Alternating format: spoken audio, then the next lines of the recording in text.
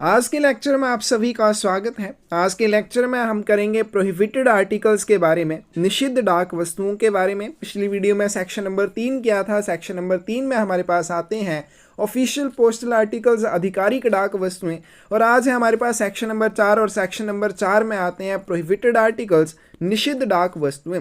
Close number 209 से लेके 214 तक इनके बारे में दिया हुआ है। तो चलिए वीडियो शुरू करते हैं। सबसे पहले हम देखेंगे क्लोज नंबर 209। क्लोज नंबर 209 में है जर्नल प्रोहिबिशंस, सामान्य निषेध। अब निषिद्ध डाक वस्तुएं कौन सी डाक वस्तुएं होती हैं जिनको आप डाक के माध्यम से एक जगह से दूसरी जगह पे प्रेषित नहीं कर सकते हैं, उनको हम कहेंगे प्रोहिबिटेड आर्टिकल्स। तो उनके बारे में आज की वीडियो में बात की जाएगी। Anything which is sent in contravention of any enactment for the time being in force। कोई भी ऐसी डाक वस्तु जो कुछ समय के लिए लागू किसी कानून के उल्लंघन में भेजी जाती है, उसको हम कहेंगे प्रोहिबिटेड आर्टिकल। यानी कि कुछ भी समय के लिए अगर कोई भी कानून लागू होता है तो उसके अकॉर्डिंग कि अगर आप कोई डाक वस्तु भेजेंगे तो आप उसको भेज सकते हैं, लेकिन उस कानून के उल्लंघन में अगर कोई डाक वस्तु भेजी जाएगी तो उसको प्रोहिबिट माना जाएगा। एनी इंडिसेंट और obscene painting, printing, photograph, lithograph, engraving, book और कार्ड। अब देखो, आप डाक के माध्यम से पेंटिंग भेज सकते हैं, प्रिंटिंग भेज सकते हैं, फोटोग्राफ, लिथोग्राफ, एनग्रेविंग, बुक या कार्ड भी भेज सकते हैं, लेकिन वो इंडिसेंट या ऑब्सीन नहीं होना चाहिए। इंडिसेंट या ऑब्सीन होगा तो डाक के माध्यम से उसको नहीं भेजा जाएगा।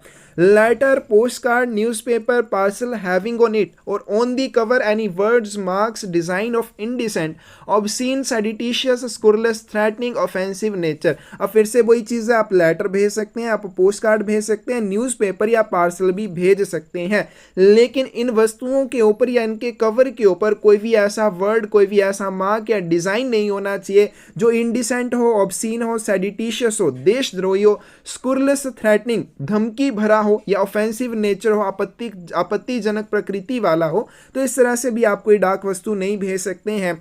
Any explosive, inflammable, dangerous, filthy, noxious, deleterious substance, कोई भी विस्फोटक, ज्वलनशील, खतरनाक, गंदा, विषाक्त या हानिकारक पदार्थ भी डाक के माध्यम से नहीं भेजा जाएगा। अब आपको कैसे पता चलेगा कि कोई डाक वस्तु को आप एक्सप्लोजिव में इंक्लूड करेंगे, इन्फ्लेमेबल में इंक्लूड करेंगे? तो यहाँ पे नीचे उस चीज के बारे में दिया हुआ है, लिक्विड कंसिडर्ड इनफ्लेमेबल, किसी भी तरल को ज्वलनशील माना जाएगा। कब माना जाएगा? Flashing point below 200 degree Fahrenheit. अगर उसका फ्लैशिंग पॉइंट, ज्वलनशील बिंदु कितने से, 200 डिग्री फ़ारेनहाइट से नीचे का है, उससे बिलो है।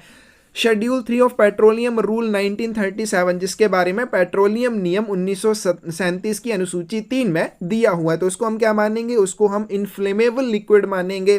Spirits having flash point of 90 degree Fahrenheit, उसके बाद स्पिरिट जिनका फ्लैश पॉइंट 90 डिग्री फ़ारेनहाइट हो और बिलो या फिर इससे नीचे का हो, और having a greater strength of approximate 60 degree Fahrenheit, या फिर जिनकी स्ट्रेंथ जो है वो लगभग 60 डिग्री फ़ारेनहाइट हो। आगे आपके पास टर्पेंटाइन एंड इट्स प्रोडक्ट्स, तारपीन और उससे बने हुए उत्पाद, इनको भी किस में माना जाएगा? इन्फ्लेमेबल लिक्विड में माना जाएगा, ज्वलनशील तरल में माना जाएगा। वर्निशेस ऑफ ऑल काइंड, तो जो रंग रोगन होते हैं, रोगन को कहते हैं वर्निशेस, तो जितने भी रोगन होते हैं, चाहे उसमें लिथोग्राफ वर्निश हो, उनको भी क्या माना जाएगा? इन्फ्लेमेबल लिक्विड माना जाएगा। First, second, third and fourth include in term inflammable, ये सभी ज्वलनशील शब्द में शामिल हैं, फर्स्ट, सेकंड, थर्ड और फोर्थ, और इनको डाक के माध्यम से आप नहीं भेज सकते हैं, क्योंकि हम कोई भी इनफ्लेमेबल लिक्विड डाक के माध्यम से नहीं भेज सकते, और इनफ्लेमेबल में ये सारे आपके पास शामिल हो जाएंगे। आगे चलते हैं एक्सप्लोजिव वाली टर्म। अब कौन सी चीज को एक्सप्लोजिव माना जाएगा? तो term explosive it includes article defined in Indian explosive act 1884। विस्फोटक शब्द भारतीय विस्फोटक अधिनियम 1884 में परिभाषित लेख शामिल हैं। तो विस्फोटक में कौन सी चीजें शामिल हो जाएंगी? जिन्हें भारतीय विस्फोटक अधिनियम 1884 में परिभाषित किया गया है, उनको एक्सप्लोजिव में माना जाएगा, और उसको भी आप डाक के माध्यम से एक जगह से दूसरी जगह पे नहीं भेज सकते हैं। Any sharp instrument not properly protected, कोई भी नुकीला उपकरण जो ठीक ढंग से संरक्षित नहीं हो उसको भी प्रोहिबिट माना जाएगा। अगर कोई भी शार्प इंस्ट्रूमेंट है, प्रॉपरली उसको प्रोटेक्ट किया गया है, डाक के माध्यम से आप भेज सकते हैं, लेकिन उसको प्रॉपरली प्रोटेक्ट नहीं किया गया तो उसको डाक के माध्यम से नहीं भेजा जाएगा। Any living creatures or other things which are either noxious or likely to injure postal articles in course of transmission by post or any officer. अब किसी भी आप जीवित जानवर को, जीवित प्राणी को या अन्य ऐसी कोई भी डाक वस्तु जो हानिकारक है या प्रसारण के दौरान अन्य डाक लेखों को या किसी भी अधिकारी को नुकसान पहुंचाए उसको भी प्रोहिबिट माना जाएगा, उसको भी डाक के माध्यम से नहीं भेजा जाएगा। तो कोई भी लिविंग क्रिएचर है, कोई भी जीवित प्राणी या फिर कोई भी ऐसी डाक वस्तु जो डाक के माध्यम से अन्य डाक वस्तुओं को नुकसान पहुंचाए या फिर उस डाक वस्तु से पोस्ट ऑफिस के जो अधिकारी हैं उनको कोई नुकसान पहुंचे, उसको भी डाक के माध्यम से प्रेषित आप नहीं कर सकते हैं। Ticket proposal advertisement relating to a lottery, lottery से संबंधित टिकट प्रस्ताव या विज्ञापन, इसको भी प्रोहिबिट माना जाएगा। लेकिन any other matter descriptive of और otherwise relating to a lottery which act as an inducement to person to participate in that lottery, lottery से संबंधित कोई भी अन्य सामान जो लॉटरी में भाग लेने के लिए किसी भी व्यक्ति को प्रलोभन दे उसको भी प्रोहिबिट माना जाएगा। इंपॉर्टेंट पॉइंट क्या आएगा कि टिकट प्रपोजल या एडवर्टाइजमेंट जो किसी भी लॉटरी से संबंधित है उसको भी डाक के माध्यम से नहीं भेजा जाएगा, या फिर कोई भी ऐसा मैटर जो किसी भी व्यक्ति को उस लॉटरी में भाग लेने के लिए क्या करता है, प्रलोभित करता है, उसको भी डाक के माध्यम से नहीं भेजा जाएगा। लेकिन साथ में यहाँ पे नोट दिया हुआ है, this prohibition does not apply to lottery organised और ऑथराइज्ड बाय द गवर्नमेंट, लेकिन ये वाला निषेध उस लॉटरी पर लागू नहीं होगा जिसे सरकार के द्वारा आयोजित या अधिकृत किया जाएगा। तो ऐसी कोई भी लॉटरी जिसे सरकार के द्वारा ऑर्गेनाइज या ऑथराइज किया जाता है उसे प्रोहिबिट नहीं माना जाएगा, लेकिन बाकी जितनी भी लॉटरी से संबंधित सामान है, टिकट प्रपोजल एडवर्टाइजमेंट है, उसको डाक के माध्यम से नहीं भेजा जाएगा। On outside of such article, अब यहाँ पे हमने कर लिया कि टिकट प्रपोजल है, एडवर्टाइजमेंट है, ऐसी लॉटरी से संबंधित है जिसे गवर्नमेंट के द्वारा ऑर्गेनाइज या ऑथराइज किया जा रहा है। तो ऐसी डाक वस्तुओं में जब ऐसे सामान भेजे जाएंगे लॉटरी से संबंधित तो उनके बाहर कौन सी चीजें होनी चाहिए, declaration bye sender that lottery tickets of circulars therein relate to a lottery authorized and organized by the government। सबसे पहले प्रेषक द्वारा घोषित होना चाहिए कि इसमें जो लॉटरी टिकट भेजे जा रहे हैं या उनके परिपत्र भेजे जा रहे हैं वे सरकार के द्वारा अधिकृत या आयोजित लॉटरी से संबंधित है। पहली बात ये डिक्लेरेशन हो जाएगी, घोषणा देनी पड़ेगी सेंडर को कि इसमें लॉटरी से संबंधित जो भी प्रपत्र वगैरह भेजे जा रहे हैं उस लॉटरी को सरकार के द्वारा ऑर्गेनाइज या ऑथराइज किया गया है। Name and address of sender, प्रेषक का नाम और पता होगा। Newspaper if not follow press and registration of books act 1867, कोई समाचार पत्र जो प्रेस तथा रजिस्ट्रेशन ऑफ बुक्स एक्ट 1867 का पालन नहीं करता है। इंपॉर्टेंट पॉइंट है, ठीक है। ये तो यहाँ तो लॉटरी वाला आ गया, आगे हमारे पास अलग पॉइंट क्या आएगा, एक ऐसा न्यूज़पेपर जो क्या नहीं कर रहा है, press and registration of books act 1867 को फॉलो नहीं करता है, इसका पालन नहीं करता है, उसको भी प्रोहिबिट माना जाएगा। गोल्ड कॉइन और bullion are both value exceeding, अब इसके लिए आपने याद रखना है 1 लाख, लेकिन अभी भी एग्जाम में जो है 20,000 कहीं कहीं पे दिया जाता है, दोनों आपको याद रखनी है। अगर आपके पास ये दोनों है तो आपका जो आंसर है वो 1 लाख रुपए हो जाएगा। अगर 1 लाख रुपए नहीं दिया है, 20,000 दिया तो आप इसको टिक करेंगे, हो सकता है बाद में क्वेश्चन कैंसिल हो, लेकिन ये आपको याद रख लेना है। तो गोल्ड कॉइन या बुलियन, क्या गोल्ड कॉइन या बुलियन जिनकी दोनों की वैल्यू मिला के 20,000 रुपए से ज्यादा, लेकिन प्रेजेंट में 1 लाख रुपए तक इसकी सीमा बढ़ गई है, 1 लाख रुपए से ज्यादा हो जाती है, उनको भी डाक के माध्यम से आप पोस्ट नहीं कर सकते हैं। मतलब मैक्सिमम 1 लाख रुपए तक कर सकते हैं, इससे ज्यादा नहीं किया जाएगा, लेकिन 20,000 भी साथ में अभी तक आपको याद रखना है। All classes of articles of letter mail of which the whole or a part of address side marked off into several divisions intended to receive successive addresses, पत्र डाक के सभी लेखों के वर्ग जिनमें पते वाली साइड को बहुत सारे डिवीजनों में चिन्हित कर दिया हो। अब यहाँ पे एक डाक वस्तु है, इसके ऊपर मैंने 3-4 एड्रेस लिख दिए हैं, 3-4 प्राप्तकर्ताओं के नाम लिख दिए, उनके पते लिख दिए। ऐसी डाक वस्तुओं को भी प्रोहिबिट माना जाएगा, डाक के माध्यम से प्रेषित नहीं किया जाएगा। Means article have more than 1 address, तो इसका मतलब कि एक लेख के ऊपर 1 से ज़्यादा पते नहीं होने चाहिए, अगर हैं तो उसको प्रोहिबिट वाली कैटेगरी में गिना जाएगा। क्लोज नंबर 210 है आपके पास लोकल प्रोहिबिशंस के बारे में, स्थानीय निषेधों के बारे में। Between two places in India, Bharat में किन्हीं भी दो जगहों के बीच में opium, morphia and there preparation. अब ये सारी नशीली चीजें होती हैं, ओपियम, मोर्फिया और उनसे बने हुए सामान, कोका लीव्स, कोका के पत्ते, इंडियन हैम्प, इंडियन हैम्प के बारे में जैसे चर्च, भांग, गांजा हो जाते हैं, या फिर इनके एक्सट्रैक्ट होते हैं, मतलब इनका जो निचोड़ होता है, मतलब इनका जो सत्व बनाया जाता है उस चीज़ के बारे में, टिनक्योर, इंडियन हैम्प, कोकीन एंड इनसे बनी हुई ड्रग्स वगैरह, इन सारी चीज़ों को क्या माना जाएगा? प्रोहिबिट माना जाएगा। मतलब कि भारत में किन्हीं भी दो जगहों के बीच में ये सारी चीज़ों को आप कभी भी प्रसारित नहीं कर सकते। मैं जो बोलूँ किसी को मेरे लिए चर्च भेज दे तो वो डाक के माध्यम से प्रेषित नहीं की जाएगी। मैं किसी को बोलूँ भांग भेज दे, गांजा भेज दे, ओपियम, मोर्फिया या उनसे बने कोई सामान है, कोका लीव्स हैं, ठीक है, ये सारी चीजें जो है डाक के माध्यम से कोई भी किसी को नहीं भेजेगा। लेकिन इसमें एक्सेप्शन है, क्या नॉर्मल कोई भी नहीं भेज सकता है, लेकिन एक्सेप्शन है, कौन भेज सकता है?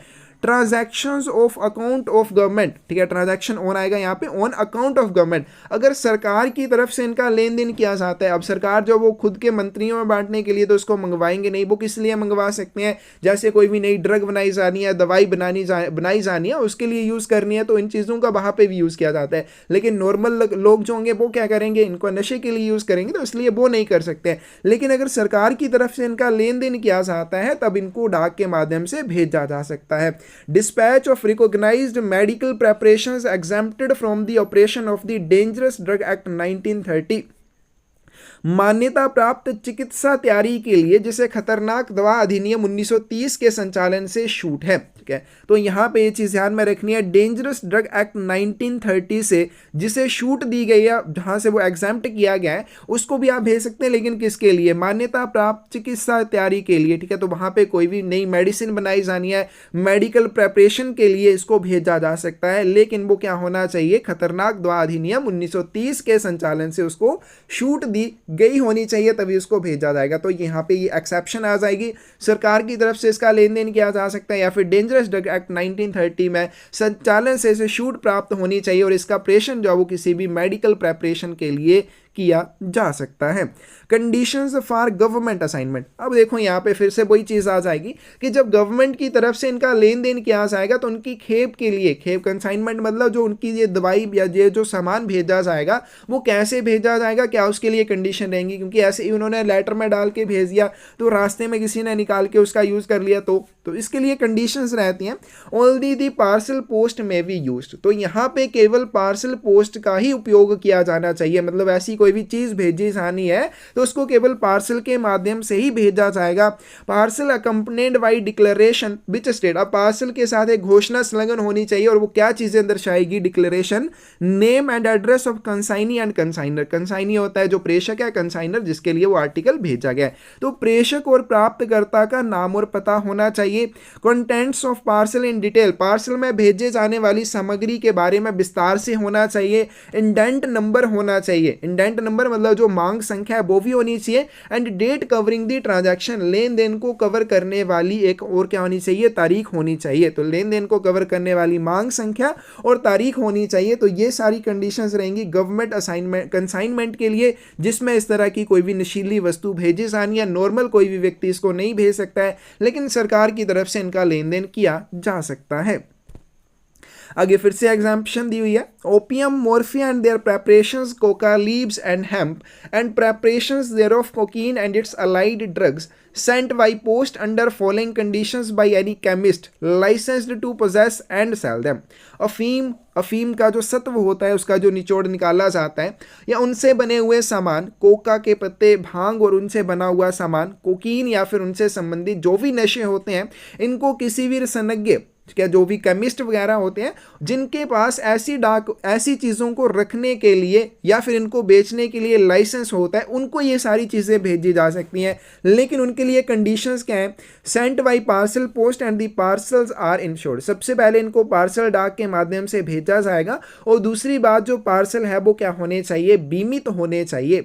Their transmission not prohibited by state government in which dispatching post office is situated, उनका प्रसारण उस राज्य राज्य द्वारा प्रतिबंधित नहीं होना चाहिए जहां से उनको पोस्ट किया जा रहा है। यानी कि जिस भी डाकघर से उनको पोस्ट किया जा रहा है और वो डाकघर जिस भी स्टेट में स्थित है उस स्टेट गवर्नमेंट के द्वारा उनके लिए प्रोहिबिट उनको नहीं किया गया होना चाहिए, मतलब वो उस चीज़ की अनुमति देते हो तभी इनको प्रसारित किया जाएगा। ठीक है, दूसरी चीज यहाँ पे बोली है their transmission not prohibited by state government in which dispatching post office, ये हमारे पास हो गया। Transmission covered by permit issued by authority in state in which place of destination of parcel situated. दूसरी बात बोली गई है गंतव्य कार्यालय जिस भी राज्य में स्थित होगा उस राज्य के प्राधिकरण द्वारा एक परमिट जो है इसके साथ होना चाहिए जो इसके प्रसारण को कवर करेगा, अपनी मर्जी से कोई नहीं भेजेगा।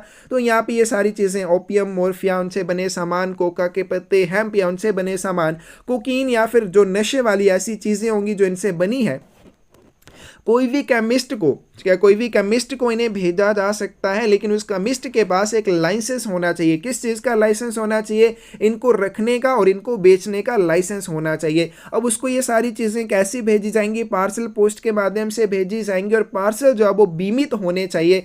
दूसरी बात, जिस राज्य में, जिस स्टेट में डिस्पैचिंग पोस्ट ऑफिस है वहाँ की स्टेट गवर्नमेंट के द्वारा इसको प्रोहिबिट नहीं किया गया होना चाहिए। तीसरी बात यहाँ पे कि जिस भी स्टेट के लिए इसको भेजा गया वहाँ से आपको क्या करना होगा? अथॉरिटी से एक परमिट चाहिए होगा जो इसके प्रसारण को कवर करेगा। तो परमिट के बिना भी आप नहीं भेज सकते और परमिट जो वो गंतव्य कार्यालय का होना चाहिए और जहाँ पे डिस्पैचिंग पोस्ट ऑफिस है वहाँ की स्टेट गवर्नमेंट के द्वारा इसके प्रसारण को निषिद्ध नहीं किया गया होना चाहिए।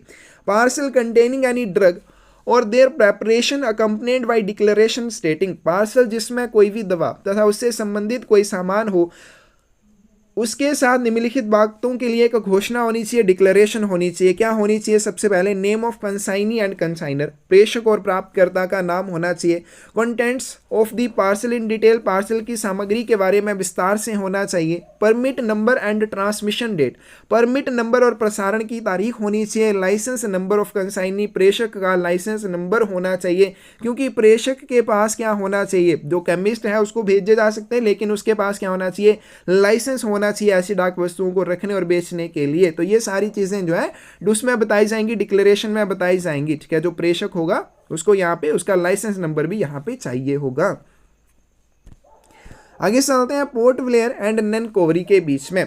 तो यहाँ पे इंपॉर्टेंट चीज है स्किन एंड फीदर्स, त्वचा और पंख। किसके त्वचा और पंख? Of all birds other than domestic birds, क्या घरेलू पक्षियों को छोड़कर अन्य किसी भी पक्षी के त्वचा और पंखों को आप पोर्ट ब्लेयर और नैनकोवरी के बीच में प्रसारित नहीं कर सकते, इनका डाक के माध्यम से आदान प्रदान नहीं किया जा सकता है। लेकिन फीदर्स ऑफ ऑस्ट्रिचेस, जो शत्रुमुर्ग होते हैं, उनके पंखों का किया जा सकता है। Skin feather exported bonafide as specimens illustrative of natural history to or from Port Blair and Nancowry, Port Blair या नैनकोवरी से या वहाँ को प्राकृतिक इतिहास के उदाहरण के रूप में जो त्वचा और पंख निर्यात किए जाते हैं उनके प्रमाणित नमूनों को भेजा जा सकता है, डाक के माध्यम से प्रसारित किया जा सकता है। इनके अलावा किसी भी पक्षी की स्किन या फीदर को आप डाक के माध्यम से प्रसारित नहीं कर सकते हैं।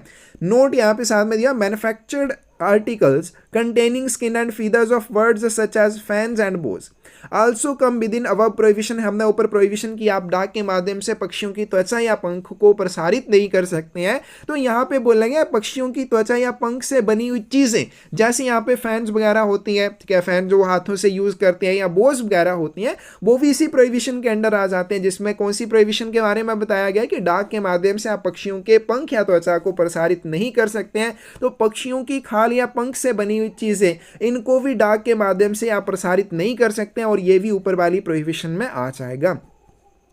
All dangerous drugs and narcotics as defined in dangerous drugs act 1930, सभी दवाएं और नशीले पदार्थ जिन्हें डेंजरस ड्रग एक्ट 1930 में परिभाषित किया गया है उसको भी क्या माना जाएगा? प्रोहिबिट माना जाएगा। उसको भी डाक के माध्यम से आप प्रसारित नहीं कर सकते हैं।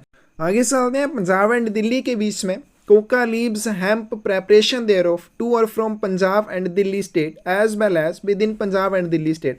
तो पंजाब के भीतर या दिल्ली के भीतर या फिर पंजाब से दिल्ली या दिल्ली से पंजाब में आप ये सारी चीज़ों को एक जगह से दूसरी जगह भेजने के लिए डाक के माध्यम का या डाक प्रसारण का यूज़ नहीं कर सकते हैं। जैसे कोका लीव है, हेम्प है, या उनसे बने हुए सामान, ये सारी चीज़ें पंजाब के भीतर या दिल्ली के भीतर या पंजाब से दिल्ली या दिल्ली से पंजाब में आप नहीं भेज सकते हैं। Punjab, Kutch except under a pass signed in the case of Kutch imported from Kashmir state by conservator of Kashmir, soil conservation and forest industries circle or divisional forest officer utilization Jammu Kashmir state. Punjab, Kutch को निषिद्ध माना जाएगा, ठीक है। कच्छ जो है यहाँ पे ये भी कोई नशा होता है, इसको भी निषिद्ध माना जाएगा सिवाय जब तक कच्छ को कश्मीर के एक पास के तहत जिस पर कश्मीर के संरक्षक, मृदा संरक्षक या वन उद्योग मंडल या फिर संभागीय वन अधिकारी या उपयोगिता जम्मू कश्मीर के राज्य के हस्ताक्षर होंगे आयात किया जाएगा, ठीक है। तो यहाँ पे इसको अगर आयात करना चाहते हैं नॉर्मली इसको प्रोहिबिट माना जाएगा, लेकिन आयात करने के लिए क्या होगा, आपके पास एक पास होना चाहिए और पास के ऊपर इनमें से किसी एक के हस्ताक्षर होने चाहिए, तभी आप कच्छ को पंजाब में इंपोर्ट कर सकते हैं, इसका आयात कर सकते हैं, अदरवाइज इसको प्रोहिबिट मानना चाहेगा। Transmission by means of letter, sample and parcel post of the under mentioned articles is prohibited in the localities shown from any state in Jammu Kashmir state to any place in any other state in India the following articles namely। अब यहाँ पे दूसरी चीज़ बोली कि आप ऐसी नीचे डाक वस्तु यहाँ पे ये दे रखी है, एक लिस्ट दे रखी है और साथ में ये सारी चीज़ों को पत्र या नमूना या पार्सल पोस्ट के माध्यम से एक जगह से दूसरी जगह पे प्रसारित नहीं कर सकते हैं। कौन सी जगह पे, एक तो पहली बात जम्मू स्टेट, जम्मू राज्य के भीतर, और साथ में दूसरी चीज़ जम्मू कश्मीर से भारत के किसी भी और राज्य में किसी भी जगह के लिए आप ये सारी चीज़ों को नहीं भेज सकते। जैसे कच्छ के लिए हमने ऊपर भी कर लिया कि पंजाब के लिए आप इसको तभी आयात कर पाएंगे जब आपके पास एक पास होगा, उसके ऊपर हस्ताक्षर होने चाहिए, वो हमने कर लिए। किसके हस्ताक्षर होने चाहिए, Kutch except under a special permit signed by conservator of forest और कश्मीर। तो अगर कच्छ को जो आप यहाँ पे निर्यात उसका करना चाहते हैं तो वन संरक्षक कश्मीर द्वारा हस्ताक्षरित एक परमिट आपके पास होना चाहिए। और यहाँ पे एक नीचे ये टेबल दे रखा है, इसको आपने पढ़ लेने, ठीक है। अजीब अजीब से इनके नाम है लेकिन पढ़ लेना, कई बार यहाँ से क्वेश्चन जो है एक आधे एग्जाम में या एक सर्कल में ये पूछा गया है, तो इसको आपने एक बार पढ़ लेना है, ठीक है। ट्रिमेसिया मैरिटीमा है, इलुना वेस्मोसा है, ये सारी चीज़ें, और इनके लोकल नाम क्या है, ये सारी चीज़ें आपने पढ़ लेनी है, इनको भी आप नहीं भेजेंगे।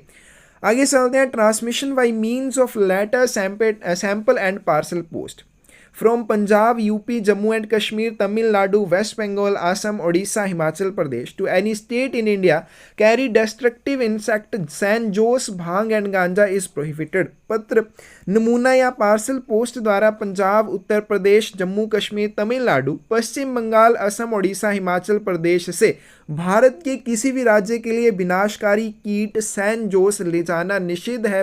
भांग और गांजा इसे कहा जाता है, लेकिन सैन जोस भी आपने याद रखना है। इस वाले कीट को इन सारी जगहों से, ठीक है, इन सारी जगहों से भारत के किसी भी राज्य के लिए, किसी भी जगह के लिए लेकर जाना प्रोहिबिट माना जाएगा, निषिद्ध माना जाएगा। Transmission by means of letter and sample post, उसके बाद पत्र या सैंपल पोस्ट के माध्यम से तमिलनाडु, केरला या कर्नाटका से भारत के किसी भी राज्य के लिए कैरी डिस्ट्रक्टिव इंसेक्ट आइसेरिया परछसी, आइसेरिया परछसी भी एक डिस्ट्रक्टिव इंसेक्ट होता है, विनाशकारी कीट होता है, इसको भी आप नहीं लेके जा सकते। तमिलनाडु, केरला, कर्नाटका से भारत के किसी भी राज्य के लिए आइसेरिया परछसी नाम का डिस्ट्रक्टिव इंसेक्ट लेके जाना प्रोहिबिट माना जाएगा। Transmission by letter and sample post, उसके बाद पत्र या सैंपल पोस्ट के माध्यम से महाराष्ट्र, केरला और उड़ीसा से भारत के किसी भी राज्य के लिए केलों को लेकर जाना, ठीक है। Any place in India, any state of India, Bharat के किसी भी राज्य में किसी भी जगह के लिए आप बनानास नहीं भेज सकते हैं, केले जो होते हैं उनको भी नहीं भेजा जाएगा डाक के माध्यम से। इंपॉर्टेंट पॉइंट है, क्यों नहीं भेजा जाएगा, क्योंकि इनसे बंची टॉप मोसिक नाम की एक विनाशकारी रोग होने का खतरा होता है, क्योंकि केले जो है प्रसारण के दौरान उनमें ऐसी बीमारी हो सकती है जब वो बहुत लंबे समय तक बंद रहेंगे, तो इसलिए भी इनको डाक के माध्यम से नहीं भेजा जाएगा। कौन सी बीमारी होती है, बीमारियों का साथ में याद रखना है, बंची टॉप मोसिक नाम की बीमारी या विनाशकारी रोग होने का खतरा इनसे हो जाता है अगर बहुत समय तक ये बंद रहेंगे, तो इसलिए इसको भी डाक के माध्यम से प्रसारित नहीं किया जाएगा। आगे चलते हैं, क्लोज नंबर 211 इंपॉर्टेंट है, ट्रीटमेंट ऑफ इंजूरियस आर्टिकल्स, हानिकारक लेखों के साथ क्या किया जाएगा। If post master has good reason to suspect that any postal article can injure other article and postal officers, he detained such article and referred the case once to head of circle for orders। यदि post master के पास यह संदेह करने का अच्छा कारण है कि किसी भी डाक वस्तु में किसी अन्य डाक लेखों या डाक अधिकारियों को चोट पहुंचाने के लिए कोई ऐसी सामग्री बीच में भेजी जा रही है तो वो ऐसी डाक वस्तुओं को रोक लेगा और उसके संबंध में कि उसके साथ क्या किया जाएगा, वो मामले को एक बार में हेड ऑफ सर्कल को भेज देगा, यानी कि तुरंत हेड ऑफ सर्कल को इस चीज के बारे में सूचित करेगा। अब मान लीजिए डाक के माध्यम से कोई डाक वस्तु भेजी जा रही है और पोस्ट मास्टर को उस डाक वस्तु के ऊपर संदेह हो जाता है। क्या संदेह हो जाता है कि इसमें जो भेजी जा रही वस्तु है उससे अन्य आर्टिकल्स को कोई नुकसान हो सकता है या डाक अधिकारियों को कोई नुकसान हो सकता है, तो ऐसी डाक वस्तुओं को पोस्ट मास्टर तुरंत रोक लेगा, डिटेन कर लेगा और फिर इसमें आगे आदेश प्राप्त करने के लिए मामले को हेड ऑफ सर्कल को तुरंत भेज देगा।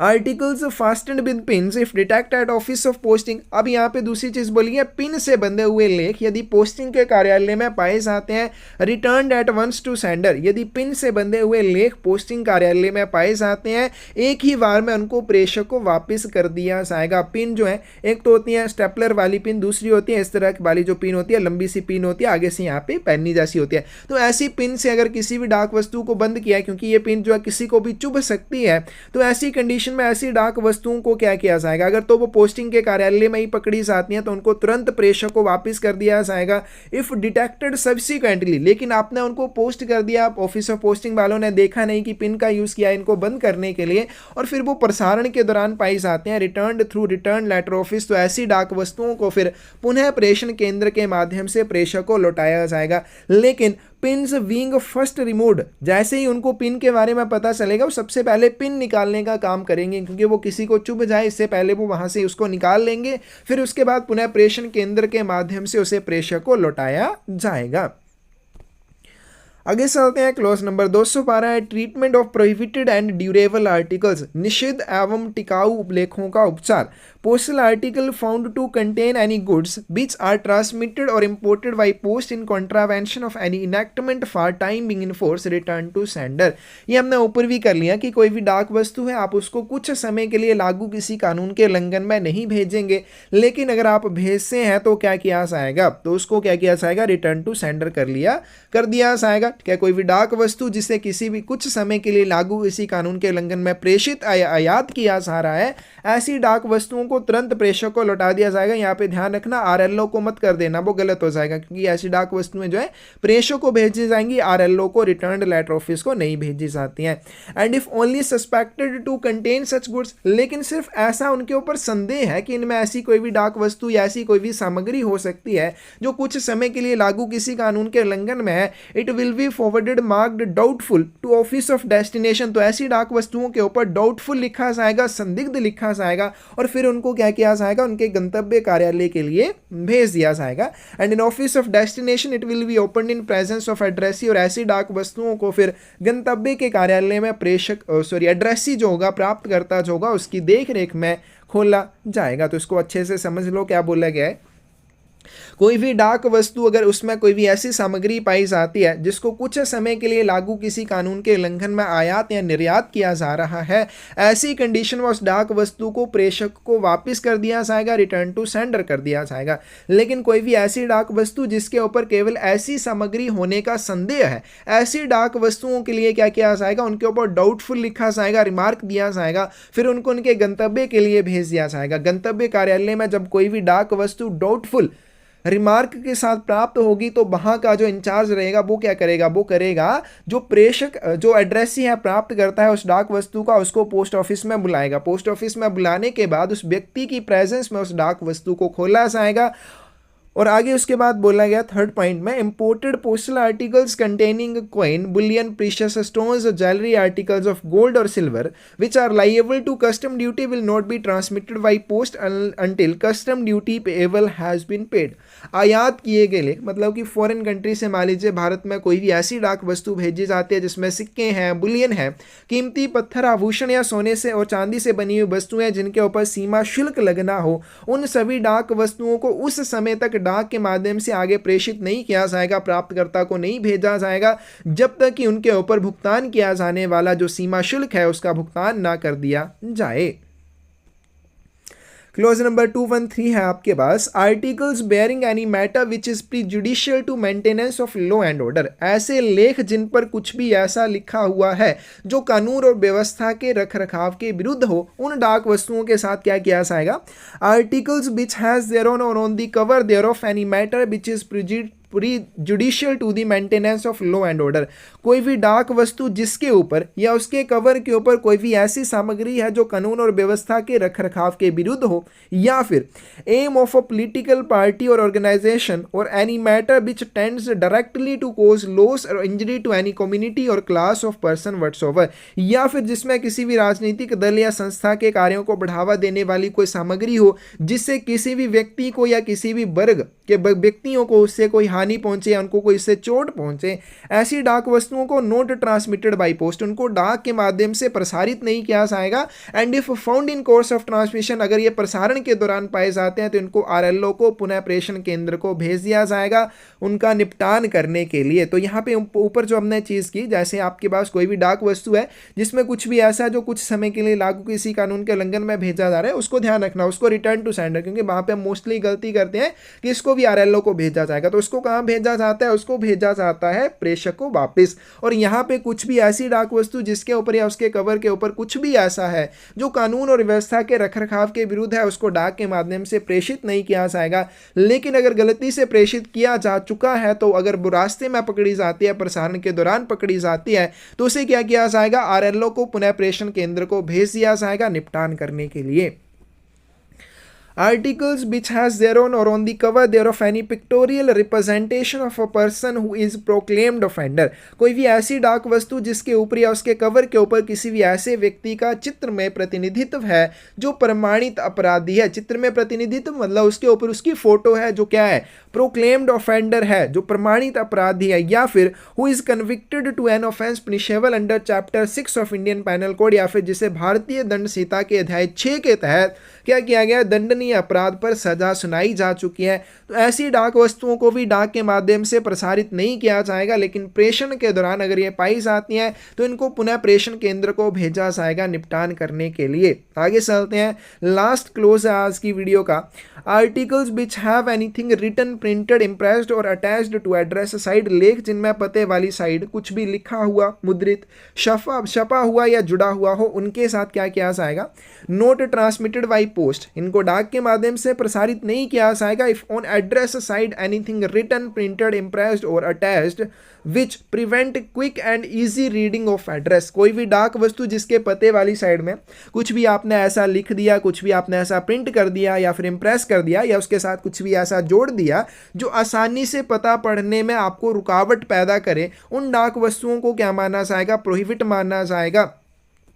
Article bear any stamp that was at any time but is not now for payment of postage or which has printed or otherwise impressed upon or attached to it, not transmitted by post। अब मान लीजिए कोई भी ऐसी डाक ticket आपने किसी डाक वस्तु के ऊपर चिपका दिया जो किसी ज़माने में चलती थी, लेकिन अब उसका यूज़ जो वो नहीं किया जाता है, तो ऐसी डाक वस्तुओं को क्या किया जाएगा, डाक के माध्यम से प्रेषित नहीं किया जाएगा। तो इसको भी डाक के माध्यम से नहीं भेजा जाएगा, इसको भी डाक के माध्यम से नहीं भेजा जाएगा। If such articles in first and second found in course of transmission, लेकिन यही अगर प्रसारण के दौरान पाए जाते हैं, क्योंकि गलती से अगर इनको प्रसारित कर दिया है और प्रसारण के दौरान ये पाए जाते हैं, will be return to sender, तो ऐसी डाक वस्तुओं को क्या किया जाएगा, प्रेषक को वापस कर दिया जाएगा।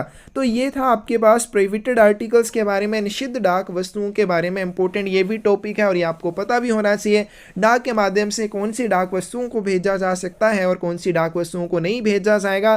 क्लोज नंबर 209 से 214 के बीच में आता है, सेक्शन नंबर 4 में इसके बारे में दिया हुआ है। कोई भी डाउट हो आप ज़रूर इस चीज़ के बारे में पूछ सकते हैं और अच्छे से आपको ये याद कर लेना और समझ के याद करना है। समझ के आप करेंगे या तो आपको हर एक लाइन याद रखने की ज़रूरत नहीं है, आप समझ के याद करेंगे, आपके सामने ऑप्शंस वहां पे होती हैं, तो ऑप्शंस आप आराम से उनको पहचान पाएंगे कि इसका सही आंसर कौन सा होगा अगर आपने इनको समझ के याद किया है। आपने रट्टा लगाया, आप वहां पे भी भूल जाएंगे और यहाँ पे रट्टा लगाने का कोई फायदा होता नहीं है। ठीक है जी, धन्यवाद।